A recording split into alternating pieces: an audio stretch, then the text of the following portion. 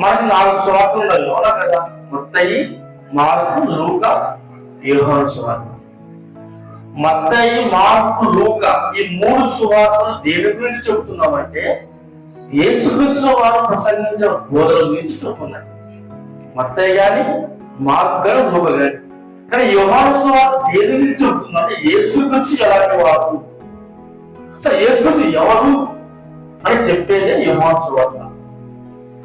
మత్తయి, mark గాని అద్భుత కార్యాలు ఉంటాయి, సూచన కార్యాలు ఉంటాయి. సో యేసు గురించి బోధ 3 సువార్తలు ఉంటే ప్రత్యేకంగా యేసు గురించి, యేసు ఎవరు,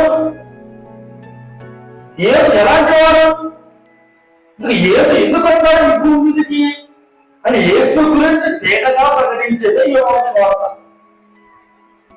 యోహాను సువార్తలో ప్రత్యేకత విధంగా ఉంటుంది. కాబట్టి యోహాను